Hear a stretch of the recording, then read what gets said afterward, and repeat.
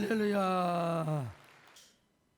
오늘 설교 제목이 좀 독특해요. 예수님처럼 유머러스하라. 제가 자주 인용하는 책이기도 하는데요. 요한 하이징어가 쓴 호모 루덴스. 호모 루덴스, 이게 놀이하는 인간이라는 거예요. 놀이하는 인간. 노래가 아니라 놀이, 뭐 비슷하죠. 놀이하는 인간. 저자는 인간을 놀이하는 인간으로 규정을 함으로써 문명의 기원이 놀이에 있다고, 이 세상의 문화는 전부 다 중심에 놀이가 있다고 주장을 합니다. K-팝, K-컬처, K-푸드, 여러분 많이 들어보셨잖아요. 이게 여러분 다른 말로 말하면 K-루덴스란 말입니다. 여러분 K-놀이라는 말이죠. 저는 말합니다. 인간이 태어난 목적은 죽도록 일을 하기 위해서 태어난 것이 아니라 놀이를 하기 위해서 태어난 것이라고, 물론 그분의 주장이랍니다만은 호모사피엔스라는 말도 있어요. 생각하는 인간, 사고하는 인간. 근데 호모파베라는 말도 있습니다. 인간은 기술적인 존재라. 그래서 이과 분들은 막 그냥 그래서 스마트폰이 나오고 아이폰이 나오고 막 그런 거 아니겠습니까? 그런데 호모사피엔스나 호모파베르보다는 더 근원적이고 원초적인 본능이 있는데 그게 바로 놀이라고 하는 것입니다. 왜냐하면 호모 루덴스의 삶을 살아갈 때 거기에 자유가 있고 거기에 진정한 창조성이 있다는 것입니다. 호모 루덴스 속에 인간의 본질이 더 근원적으로 숨어 있다는 것입니다. 여러분, 저자는 놀이 자체가 정치, 예술, 전쟁 등 인간의 모든 영역에 영향을 미칠 뿐만 아니라 문화 자체가 뭐냐? 놀이의 성격을 가지고 있다고 주장합니다. 그런데 여러분, 원시인들이 모처럼 여러분 그냥 말을 타고 아니면은 화살을 들고 여러분 그 짐승 사냥을 잡아요. 사냥감을 잡습니다. 그러면 하루 이틀 배불리 먹고 여러분 살지 않겠습니까? 그때 뭐 하느냐? 놀이를 한다는 거예요. 춤을 추고 그리고 노래를 하며 그리고 그림을 그려. 여러분, 옛날에 그림 그린 사람은 벽화를 그려놨어요. 그 벽화의 그림이 지금도 여러분 존재하고 있는 거예요. 그래서 해가 뜨고 또 다음 날이 오면 뭐 또 다시 사냥거리를 해야 하는 골머리를 앓겠지만은, 그러나 먹고 마시고 노는 그 순간만큼은 기쁨과 자유에 속해 있다는 것입니다.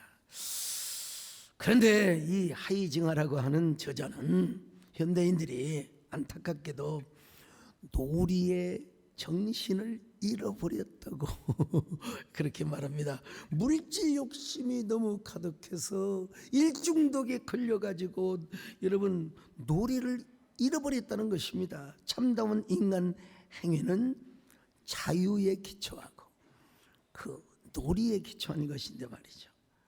그 자유는 놀이로 연결되는 것인데 말이죠.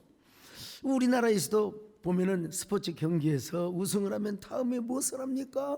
여러분, 놀이를 합니다. 축제를 합니다. 여러분, 야, 2002 월드컵 때 여러분요, 그냥 우리나라가 독일이 나중에 패하긴 패지만 막 폴란드를 이기고 뭐 어떻든 뭐 그냥 이기고 나니까 여러분 그때 뭐 불렀던 노래가 뭡니까? 오 필승 코리아, 오 필승. 빨간 청년들이 말이요 그냥 시청합을 가득히 메우고, 여러분 우리 교회도 비전 놀이다가 막 텔레비를 틀어놓고 여러분 같이 놀이를 즐깁시다 막 그냥. 여러분요 뒤에 와가지고 애들이 막 떠들어요. 야야 니들 때문에 애들이 떠드는 것과 저긴 저쪽에서 저 경기하는 사람과 무슨 상관이 있겠습니까? 내가 불안해서 그런 거죠. 그런데 이번에 들어갑니다. 두고 보세요. 여러분 들어갔어요. 그래서 박수를 치면서, 이게 바로 뭐냐? 놀이문화입니다. 여러분.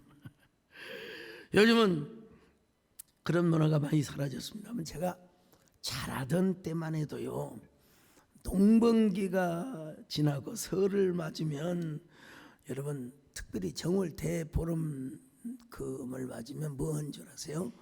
풍악노래를 했어요. 온 동네가 잔치였어요. 애들이 막 줄줄 다 따라다니면서요, 그 내면에는 막 귀신을 쫓는 의미도 있다고 합니다만은, 그 풍악노래를 하면요 사람들이 막 시끌벅적하고 꽹과리를 치고 장구를 치고 춤을 추고, 여러분 그때 풍악놀이를 하는 사람들의 표정을 보면 심각한 사람 하나도 없어요. 여러분 다 웃음꽃이 활짝 피어 있습니다. 여러분 그냥 놀이에 빠졌어요. 난 여러분 어린 시절에 들었던 그 가사가 다 지금도 기억납니다. 여러분요, 예. 괴지나 칭칭나네 신명나게 돌아보세요. 괴지나 칭칭나네 늙어지면 본노나니 괴지나 칭칭나네 놀아도 너무 허망이 말고 괴지나 칭칭나네. 나는 이렇게 신명나게 하는데 여러분들 이렇게 심각하게 보십니까? 여러분 계속 그냥 지으면 되는 거예요. 전라도 땅에는 인심이 많고 괴지나 칭칭 나오네. 경상도 땅에는 패기가 많고 괴지나 칭칭 나오네. 강원도 땅에는 감자가 많고 괴지나 칭칭 나오네. 그 다음에 뭐가 나오냐? 경기도 땅에는 교회가 많고 괴지나 칭칭 나오네. 이게 여러분 즉흥적 발상이요. 근데 여러분 성경에 보니까 제가 이제 이렇게 가면 쫙 또 세상으로 나가, 성경이 보니까 뭐냐? 호모 루덴스가 소개되고 있어. 호모 루덴스 기가 막혀요. 자, 스가랴서 8장 4절로 5절을 같이 봅니다. 시작. 만군의 여호와가 이같이 말하노라. 예루살렘 길거리에 늙은 남자들과 늙은 여자들이 다시 앉을 것이라. 다 나이가 많으므로 저마다 손에 지팡이를 잡을 것이요 그 성읍거리에 소년과 소녀들이 가득하여 거기에서 뛰놀리라. 예루살렘의 평화가 있네. 전쟁이 없어요. 하나님이 복을 주셨어요. 그러니까 막 남녀노소 빈부귀 천말 것 없이 막 그 노인 어르신들은 지팡이를 잡고 예루살렘에 모여서 축제를 하는 거예요. 춤을 추는 거예요. 더더구나 젊은 소년과 소녀들이 와가지고 막 춤을 춥니다. 노래를 부릅니다. 여러분, 예? 그 놀이의 문화의 주체가 누구냐? 젊은 소년과 소녀들이라는 것입니다. 여러분 전쟁이 멈추고 예루살렘에 평화가 임했단 말이요. 춤을 춰요. 하나님의 평화를 하나님 앞에 노래합니다. 그 예루살렘의 평안을 지금 노래하고 있어요. 어떤 노래를 불렀을까? 뭐 보나마나 이런 노래겠죠. 여러분, 예루살렘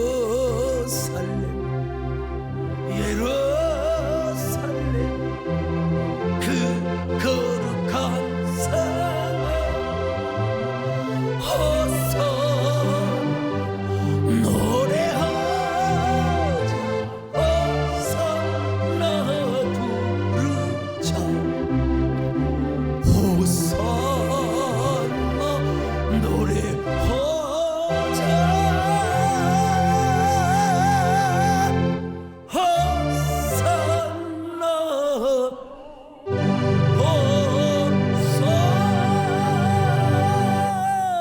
호산나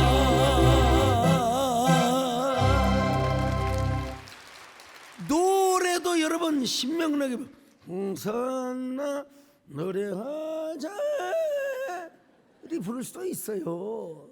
저는 그렇게는 안 돼요. 여러분 우리 예수님의 공생의 첫 번째 사역이 뭔 줄 아세요? 가나 혼인잔치에 참석하셔서 여러분 물을 포도주로 변화시키는 사역이요. 여러분 이 놀라운 퍼포먼스요, 의미와 가치가 있는, 우리 예수님이 잔치집에 가셔서 심각하게 인상을 쓰고 호모사피엔스로 여러분 계셨겠습니까? 아니죠. 예수님도 잔치에 가신, 더더구나 그 잔치집은 학자들이 대부분 그 마리아와 친척, 마리아의 형제지간일 가능성이 많다고 주장을 합니다. 어쨌든 그럼 가서 여러분, 아이고 이모님 따님 결혼을 정말 축하드려요. 아이고 삼촌 아저씨 진짜 아들 장가가는 거 축하드려요. 그랬겠지. 우리가 여러분 장례식장에 가서는 우리가 좀 뭐라 그럴까요? 근엄한 얼굴로 위로를 드려야죠. 아유 참 어머님의 소천을 애도합니다. 아유 그래도 천국에 가셨으니 어쩝니까? 하나님의 부르심 속에서 천국에서 영생하기를 소망하고 기대하고 그런 얘기를 해야지.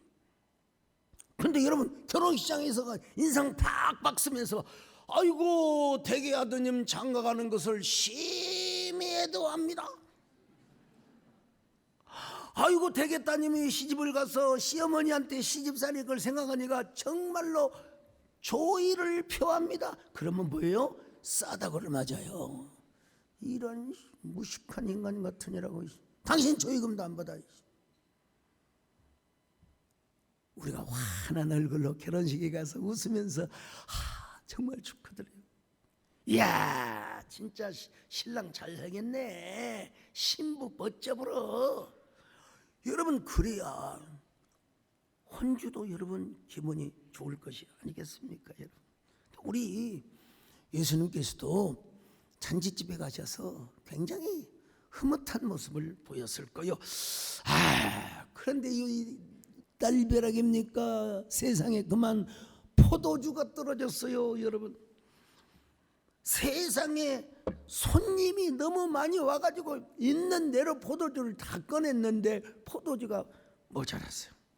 그래 마리아가 예수님께 부탁을 하지 않습니까? 예수님은 여러 여차 여러분 패스오버하고요, 종들에게 돌 항아리에다가 그냥 아구통이 넘칠 때까지 물을 채워라. 그러더니 우리 예수님께서 어떻게 축사하셨는지 몰라도 하여간 예수님이 말씀하셨어요. 예수님이 말씀하시니 여러분 물이 변하여 포도주가 되었네요. 여러분 그렇죠? 알죠? 주님이 말씀하시니 물이 변하여 포도주 되네. 예수님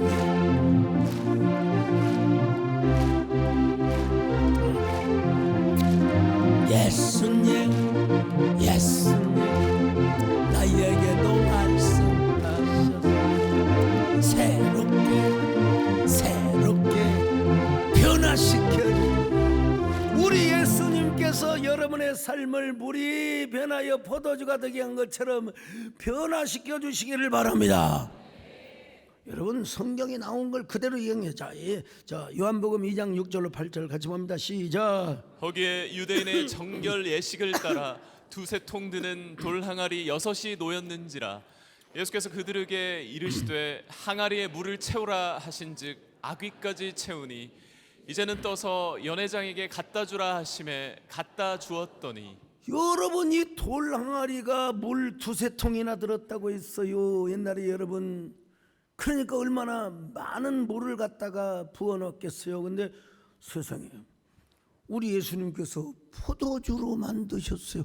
근데 그 포도주 맛이 일품이야. 얼마나 격조가 있는지. 자, 요한복음 2장 10절 같이 봅니다. 시작. 말하되 사람마다 먼저 좋은 포도주를 내고 취한 후에 낮은 것을 내거늘 그대는 지금까지 좋은 포도주를 두었도다 하니라. 아니 물이 변하여, 물은 여러분 화학적인 용어로 H2O입니다. 포도주는 액체는 액체지만 분명히 C2H5OH라고 하는 거예요. 이거 외우느라고 힘들었어요. 근데 이 포도주가 보통 포도주가 아니란 말이요. 프랑스의 5대 와인보다 더 격이 있는 포도주. 우리 예수님이 싸구려 포도주를 만들었겠습니까? 자, 프랑스 5대 와인, 첫째로 사또 무통, 예, 사또 마고, 그 다음에 사또 라피드, 또 사또 어브리옹. 제가 5가지 다 했나요? 하나 안에 4개 했어요? 그러면 사또 거시기 하면 되는 거예요. 여러분, 사또 5대 와인을 넘어서 사또는요, 우리 남원에도 있었어요. 변사또가 있었고. 근데 세계에서 가장 비싼 로마니 꽁띠 1억 가는 이 와인보다 더 좋았으면 좋았지, 더 여러분 더 격조 떨어진 와인을 만드셨겠습니까? 참. 그러니까 여러분, 이 포도주를 마신 손님들이 막 얼마나 칭찬을 해야 됐겠습니까? 그 모습을 보고 우리 예수님이 얼마나 흥겨워하셨을까? 아, 그래, 참 저렇게 모처럼 저렇게 기뻐서 즐거워하는 모습을 보니까 참 좋다. 오늘 우리 양계대 우리 전 국회의원님이 오셔서 그때 이제 광명시장을 하셨어요. 그 광명에 황금동굴을 개발해서 여러분 우리 교인들하고 같이 갔는데 진짜 아이디어가 끝내줘요. 대단해요. 정말 대단해요. 예. 그 황금동굴 맞죠? 예. 그 옛날에 그 탄광이었나요? 아무튼 동굴을 다 멋있게 조명을 만들어가지고 죽여줘요. 여러분, 사랑하는 사람과 같이 가면요 원한도 풀어지는 그 동굴. 그리고 거기 동굴마다 와인이 기가 막히게 저장이 되어 있어요. 이게 와인에 그 냉장고 안 넣어도 기가 막히게. 근데 그때 제가 갔을 때 시장님이 직접 저를 안내해 주셨는데 그때 와인 한 병 줬으면 하는 마음이 들었어요. 그랬으면 제가 얼마나 허무됐을까. 그런 생각이 들었어요. 여러분, 마태복음을 보면요 바리새인들이 말한 내용이긴 하지만 예수님은 먹기를 탐하고 포도주를 즐기는 사람이라고 비아냥거렸어요. 자, 마태복음 11장 19절 같이 봅니다. 시작. 인자는 와서 먹고 마심에 말하기를 보라 먹기를 탐하고 포도주를 즐기는 사람이요 세리와 죄인의 친구로다 하니 지혜는 그 행한 일로 인하여 옳다함을 얻느니라. 비아냥거리기 위해서 한 말이긴 하지만 여러분 전혀 사실무근이 아니에요. 팩트에 기인한 거예요. 뭐가 팩트냐? 예수님이 세리와 장녀들과 함께 이야기하고 먹고 마시고, 근데 뭘 마셨느냐? 포도주를 마신 건 분명해요. 여기 먹기를 탐하고란 말이 헬라어로 파고스인데 이게 뭐냐면은 복식가, 대식가, 미식가.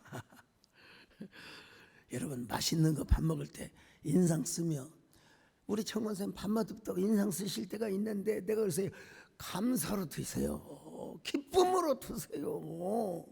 예? 저는요 먹는 시간이 왜 이렇게 즐거운지 몰라요. 배만 좀 안 부르면 계속 먹고 싶어요. 계속 먹고 싶어요. 예, 폭식가.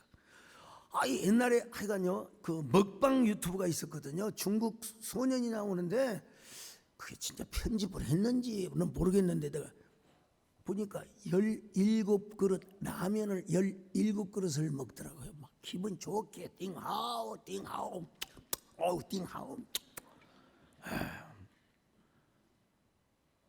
인상 쓰면서 밥 먹는 사람은 좀 곤란하죠. 여러분, 예수님께서도 식사를 하시고 와인을 마시고 그들과 이야기를 나누셨을 때 인상을 쓰셨겠습니까? 여기 포도주를 즐기는 사람이라는 표현을 헬라어로 오이노포테스, 술에 찌든 사람, 술고래, 포도주에 빠진 사람, 이런 뜻입니다. 여러분, 여러분 절대로 술고래가 되라는 의미에서 여러분에게 말씀드리는 것도 아니고 또 폭식가가 되라는 의미에서 이런 말씀을 드리는 게 아니라 예수님께서도 물을 포도주로 바꾸셨고 또 잔치에 가서는 포도주를 즐기셨다는 여러분 말씀을 지금 제가 드리는 겁니다. 그러면 자, 포도주를 마시면서 우리 김재일 장로님 심각하게 마신 사람이 있을까요? 없죠. 여러분 누구든지 이게 알코올이 들어가면 무장해제가 되는 겁니다. 이스라엘 백성들은 잔치에서 흥을 돋기 위해서 여러분 와인을 대접. 우리나라에는 이제 옛날로 말하면 막걸리죠. 막걸리를 대접했어요. 게다가 예수님은 세리와 죄인의 친구셨어요. 예? 그들의 슬픈 이야기, 가슴에 담아둔 아픔의 상처, 그런 얘기를 들을 때는 우리 예수님이 공감을 하셨겠죠. 그리고 자기도 모르게 눈물이 나오면서 그랬어, 그랬네, 그런 삶을 살았네. 그러다가 여러분, 그들이 예수님을 만나서 자유함을 얻고 죄 용서함을 받고 구원을 받아서 기뻐할 때는 여러분, 우리 예수님께서 무엇이었을까요? 활짝 웃으셨을 거예요. 활짝. 네? 인자하게 웃으셨느냐 아니면 화통하게 웃으셨느냐, 이 차이일 뿐이지 여러분, 환하게 웃으셨을 겁니다. 여러분, 언제 죄인들이 찾아와서 용서를 받고 자유함을 얻고 행복한 삶을 사는 그 모습을 바라봤을 때 우리 예수님은 그래, 하나님의 복음이 그런 거야. 여러분, 이렇게 안 웃으셨을까요? 예수님은 유머를 하실 때 여러분 너무 침착하게 유머를 하지 않으셨을 거요. 자신부터 빵 터지는 유머를 하셨을 것 같아요. 이걸 모르는 서양의 화가들은 예수님의 초상화를 너무 심각하게 그려놨어요. 너무 심각하게. 근엄한 모습, 너무 고뇌에 찬 모습. 예수님은 꼭 그러셨을까요? 요즘 최근에는 좀 달라지기 시작했습니다. 예수님이 웃으시는 모습이 나옵니다. 구글에 검색해 보면 예수님이 환하게, 예? 여러분 저 모습이 그냥 웃으셨어요? 이보다 좀 더 웃는 모습이 또 있긴 있는데, 여러분요, 여러분 얼마나 예수님이 환하게 웃는 모습이십니까? 자, 그러면 우리 예수님은 어떤 유머를 하셨는가? 절대로 블랙 코미디나 블랙 와이담 이런 거 안 하셨어요. 품격 있는 유머. 그리고 그 유머를 가지고 복음을 전하셨어요. 하나님 나라를 소개하였습니다. 예수님은 바리새인들처럼 사람을 비꼬고 공격하는 그런 분이 아니셨어요. 유머를 왜 사용하셨느냐 이거예요. 여러분, 고품격 유머를 사용함으로써 복음을 쉽고 효과적으로 전달하기 위해서였습니다. 유머를 통해서 사람들의 긴장된 마음을 무장해제하고 감동의 여운을 길이길이 아주 아름답게 머릿속에 각인시키기 위하여 예수님이 유머를 하셨습니다. 예수님의 유머 한 장면 볼까요? 자, 마가복음 4장 21절로 22절 같이 봅니다. 시작. 또 그들에게 이르시되 사람이 등불을 가져오는 것은 말 아래나 평상 아래에 두려 함이냐 등경 위에 두려 함이 아니냐. 드러내려 하지 않고는 숨긴 것이 없고 나타내려 하지 않고는 감추인 것이 없느니라. 이게 무슨 유머냐고요? 2000년 전을 생각해 보세요. 자, 그때는 전기가 있겠어요? 예? 감람나무 기름으로 이제 불을 켰겠죠. 그 불을 켜면 등잔 위에 올려두지. 누가 말 아래 둡니까? 말이라고 하는 것은 여러분 4대 5대 들어가는 게 말이잖아요. 예? 그 말 아래다 말을 뒤집어 가지고 여러분 그 통 속에다가 불을 넣은 사람이 어디가 있겠어요? 이건 완전 쪼크입니다, 여러분. 우리말로 말하면 등불을 켜가지고 어떻게 침대 밑에다가 둬요? 침대 속에다 둬요?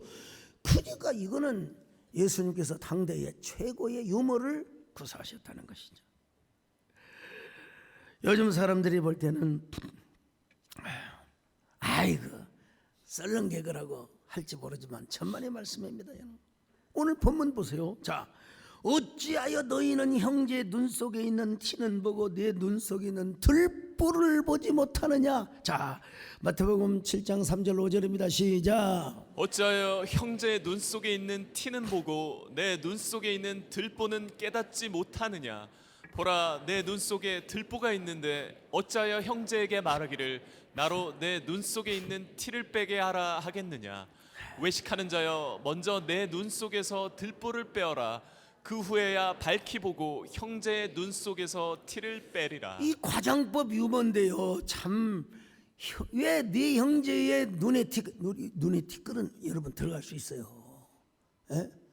옛날에는 뭐 그렇게 그냥 막 부자배 가지고 말이야, 그냥 산에 가서 막 눈을 막 그냥 어디 나뭇가지에 찔리고 막, 옛날에는 저 위생 시설이 안 좋아서 마당을 막 그냥 막 뭐 빗자루로 막 그냥 쓸면서 막 눈에 들어가면, 그때는요, 예? 가만히 눈물을 흘리면 나오는데, 그래도 안 나오면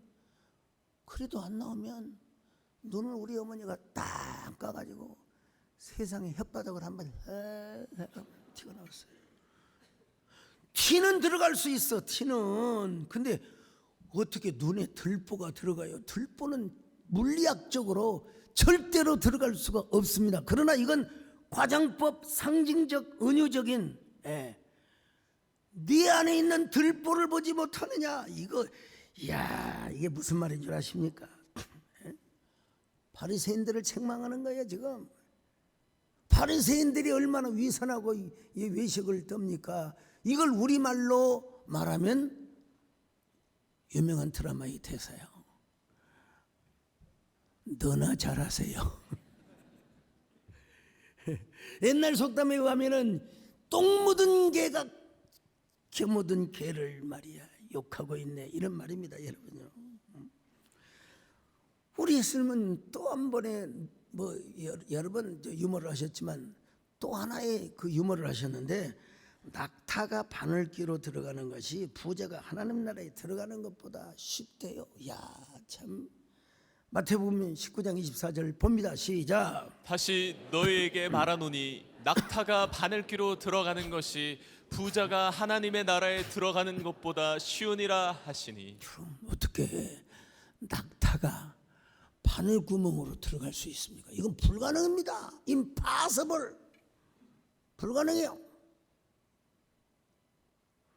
그런데 예수님은 부자가 천국에 들어가는 것은 낙타가 바늘구멍에 들어가는 것보다 더 힘들다. 이야, 이 만몬의 권위를 이만큼 세워놨어요.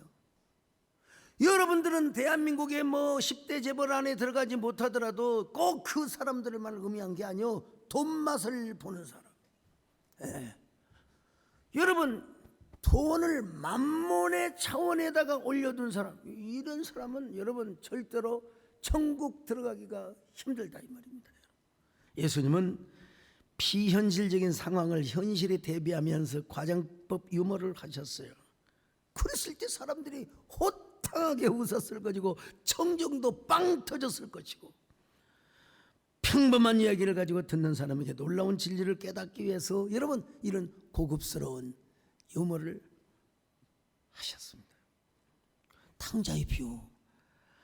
탕자가 돌아왔을 때 아버지가 웃었다는 표현은 없지만 여러분 성경에 이렇게 되어 있잖아요. 이는 내 아들이 죽었다가 살아났으며 내가 잃었다가 얻었기로 우리가 즐거워하고 기뻐하는 것이 합당하니라. 이건 자연스러운 거예요. 자연스러운 거예요. 짜짜로니.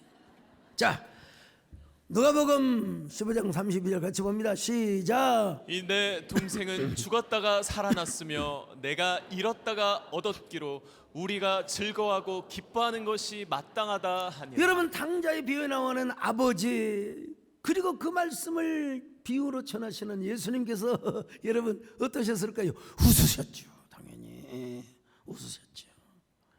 야, 내 아들이 죽었다가 다 잠깐 너무 감격해서 눈물이 핑 돌긴 했겠죠. 그러나 그 눈물은 잠깐이고 기쁨은 지속되고 기쁨은 오래오래 갔다, 이 말입니다, 여러분요.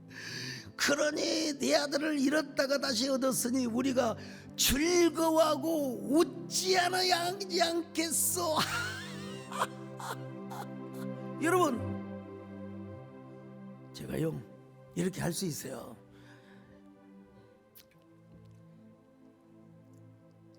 내 아들은 잃었다가 다시 일어났으니 우리가 즐거워하고 기뻐해야 하지 않겠소? 이러면 이게 안 되죠. 내 아들을 잃었다가 다시 찾았으니 우리 함께 기뻐해야 되지 않겠소? 호탕하게 웃어봅시다. 너는 내 아들이라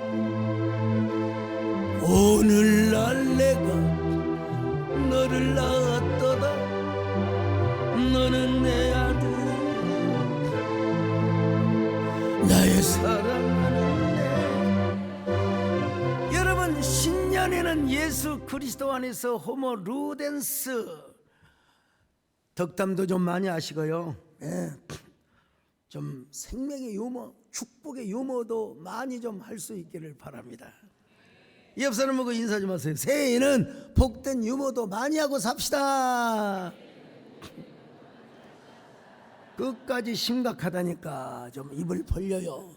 이 순간만큼은 이 순간이 중요한 거요. 좀 입냄새 나도 괜찮습니다, 여러분. 괜찮아요. 자, 옆 사람하고 다시 새해에는 복된 덕담을 많이 하고 삽시다요. 제가 여러분요 9번에 걸친 새로운 설교를 준비하느라 얼마나 쇠가 빠졌겠습니까. 정말 해 아래 뭐 새 것은 없지만 하나님 말씀을 새로운 관점에서 다시 새로운 워딩으로 여러분 준비해서 전한다는 거 이거 쉬운 일이 아닙니다, 사실. 근데 그 신년 축복성이 하기 전에 우리 유성문 장로님이 목사님 끝나고 그 좀 일본에 좀 전지 훈련 좀, 저번에 직업을 못 속여. 쉬러 가자고 해야지 무슨 골프 전지 훈련을 가자고 그래요, 여러분요. 그래서 그냥 그러냐고 했더니 또 그걸 우리 송원준 장로님 완벽하게 준비를 하셨어요. 완벽하게. 근데 제가 지난 작년 여름 설연회 끝나고 조금 탈진이 왔어요. 그래서 좀 가서 좀 쉬자. 잠도 좀 잘 자고 쉬자. 근데 우리 송원종 장로님은 이제 윗사람을 모셔봐서 정말 모든 걸 깔끔하게 전혀 뒤끝 없이 잘 준비를 하셨어요. 근데 저는 오늘 아포리즘에 제가 쓴 것처럼 은근슬쩍 부담이 왔어요. 왜냐하면 유 장로님이 전지훈련이라는 표현을 했거든요. 아니 모처럼 제가 인생 처음으로 골프채를 가지고 여러분 저 일본에 누구 말 맞다나 진짜 전지훈련하러 가는데 공이 안 맞으면 어떻게 되겠습니까? 내가 교인들에게 미안하고 하나님께 미안하고 내가 얼마나 나 자신을 자책하며 얼마나 후회 막심한 에이 갑시다 다음날 갑시다 할 텐데 여러분 하나님의 은혜로 공이 그렇게 잘 맞을 수가 없어요. 진짜 우리 하나님께서 은혜를 주셨고 우리 장로님들이 배려를 해주신 거예요. 배려를요. 저도 여러분 이제 친지 이제 3개월째 되는데 뒷땅도 맞을 수 있고 여러분 오비는 별로 안 나와요. 거의 안 나오는데 뒷땅을 칠 수도 있잖아요. 근데 우리 저만 뒷땅 치나 우리 저 30년 40년 친 분들도 뒷땅 치지. 저한테 위로해 주시는 거예요. 목사님 왜 뒷땅을 치세요? 힘을 빼셔야지요. 그럼 내가 기가 죽거든. 그런데 목사님 저희들도 뒷땅을 치지 않습니까? 다시 한번 해보십시오. 저희도 다시 하겠습니다. 여러분 그래서 제가 첫날 71타 두 번째 날 또 71타 때깍스러 했겠지. 근데 두 번째 날도 그렇게 나왔어요. 세 번째 날은 70타. 여러분, 한 게임에 버디가 2개가 나왔어요. 2개가 나왔어요. 그 일본의 피닉스 골프장은 PGA, 매년 PGA 대회를 하는 것인데 우리나라 골프장하고 또 달라요. 잔디가 또 달라요. 그런데도 잘 맞아주고 잘 들어가주고 잘 들어가지고, 야, 진짜 한일 평가전에서 일본을 제패하고 돌아오는 느낌이에요. 여러분, 어차피 인생은 착각 속에서 하는 겁니다. 오가가는 착각 속에 너와 나는 헷갈린다. 당당하게 왔어요. 예수님은 여러분, 복음을 효과적으로 감동 있게 전하기 위해서 유머를 사용했을 하면은, 두 번째로 여러분, 영혼을 살리기 위해서, 똑같은 의미의 맥락입니다만은 심령을 살리기 위해서, 굳은 심령, 폐쇄된 심령, 녹슨 심령, 부패한 심령에 생기를 넣어주기 위하여 여러분, 복음적, 생명적, 창의적 유머를 사용하셨어요. 세상에 예수님의 세베대의 아들 야고보와 형제 요한에게 우리의 아들이라고, 천둥의 아들이라고. 자, 마가복음 3장 17절 같이 봅니다. 시작. 또 세베대 아들 야고보와 야고보의 형제 요한이니 이 둘에게는 보아너게 곧 우리의 아들이란 이름을 더하셨으며. 예수님께서 별명을 지어주셨어요. 요한과 야고보가 성질이 아마 엄청 더러웠던 것 같습니다. 그냥. 그래서 예수님께서 어이 보아너게, 어이 천둥이 아들, 여러분 농담식으로 불러준 거요. 그랬는데 이 야고보와 그리고 요한이 얼마나 변화를 받아버렸는지. 나는 이제 성질 안 내고 산다.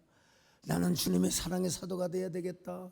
여러분, 그래가지고 야고보는 최초의 순교자가 되었고 요한은요 사랑의 사도가 되어서, 여러분, 사랑하는 자들아 우리가 서로 사랑하자. 요한일서에 말씀하지 않습니까 여러분요? 사랑하는 자들 우리가 서로 사랑하자. 사랑은 하나님께 속한 것이니 사랑하는 자마다 하나님께로 왔도록. 어떤 아들이 시각장애자로 앞을 볼 수가 없어요. 근데 어떤 사람이 안구를 하나 기증한다고 너무 경사스러운 소식이 들렸어요. 아들은 너무 고마운 마음으로 눈을 이식받았습니다.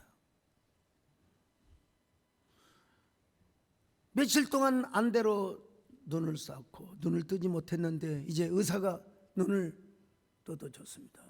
한쪽 눈으로 세상에, 온 세상을 바라보는데 그렇게 눈이 부시고 그렇게 휘황찬란할 수가 없어요. 자, 귀로만 듣던 풀벌레 소리들, 저 푸른 나무들. 그런데 어머니를 봤더니 세상에 어머니가 자기 안구를 기증해 준 거요. 어머니가. 그래서 아들이 펑펑 울면서 어머니, 왜 어머니 눈을 나 어머니가 준 줄 알았으면 안 받았어요. 어머니 왜 그러셨어요? 그러자 어머니가 뭐라고 한 줄 아세요? 씩 웃으면서 니 나 잘 보이지? 나 진짜 잘 보이지? 네, 잘 보여요. 우리 어머니 너무 이뻐요. 너무 아름다웠어요. 그래, 보이면 됐대. 내가 너에게 눈을 2개를 다 줄 수 있지만 2 눈을 다 빼주면 네가 나를 돌보기 너무 힘들 것 같아서 내가 너에게 1 눈만 주었단다.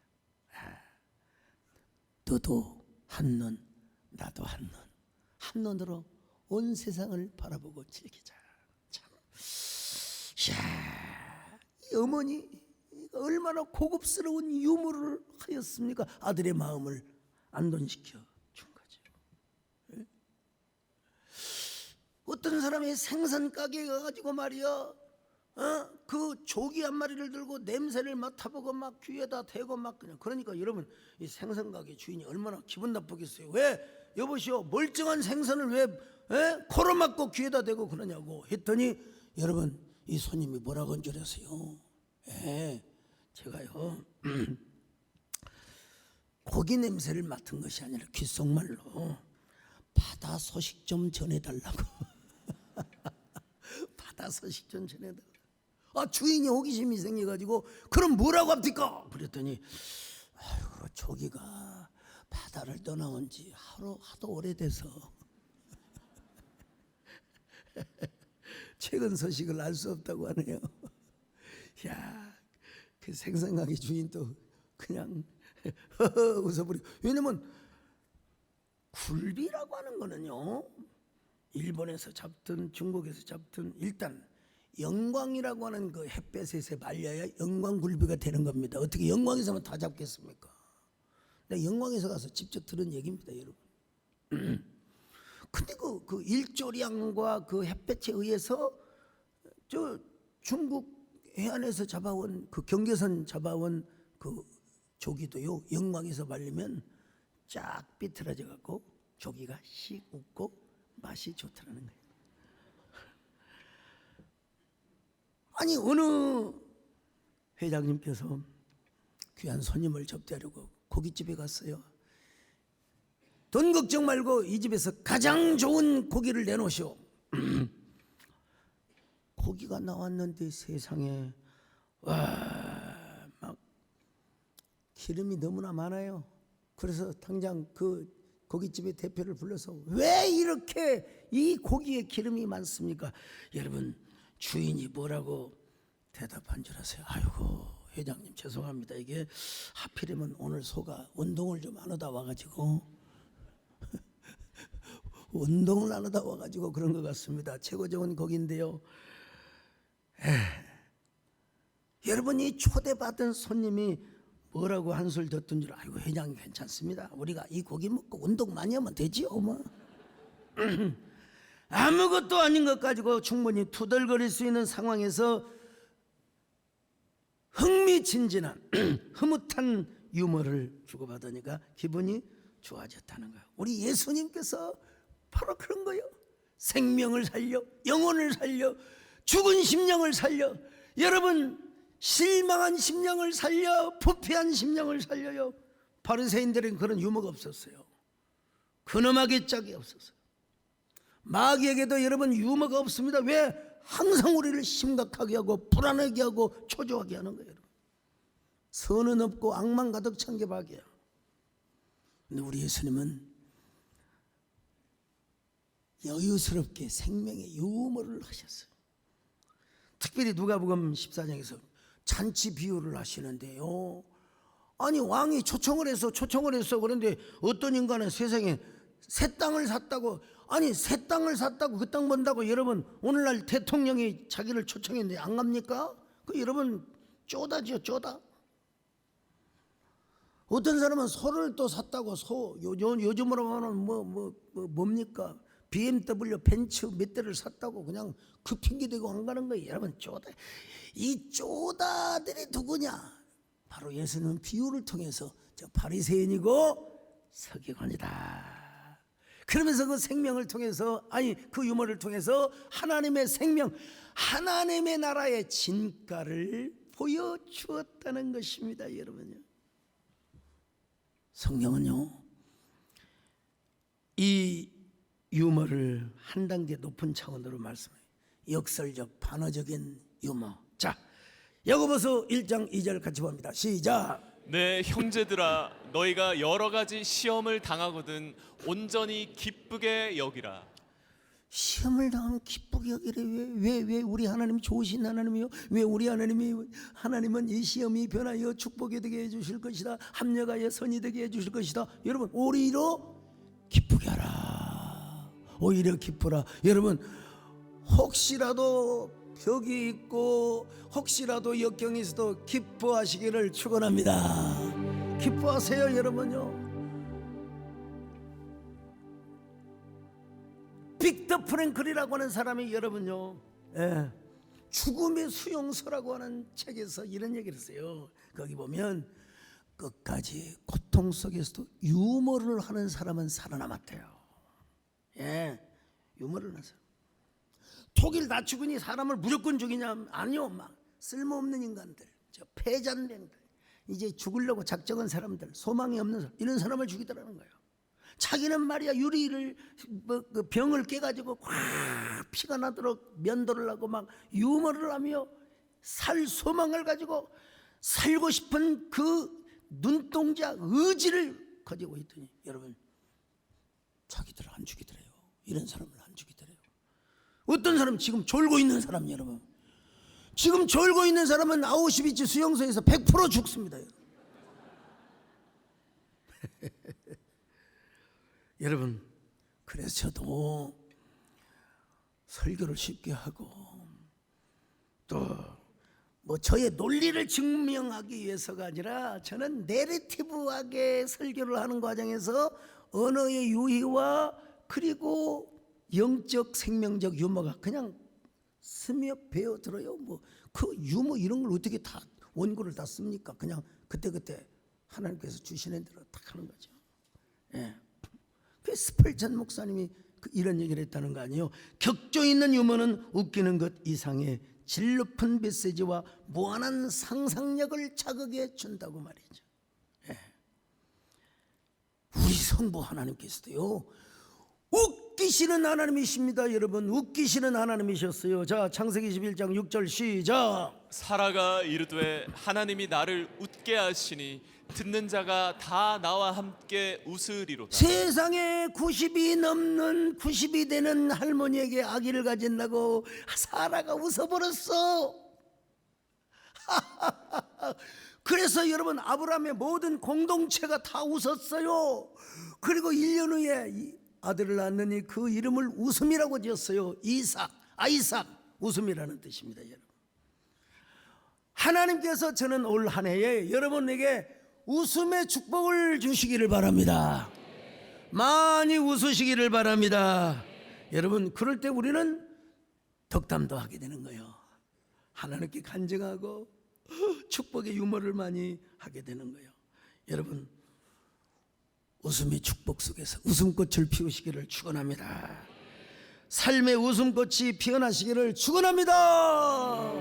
항상 기뻐하라, 쉬지 말고 기도하라, 범사에 감사하라.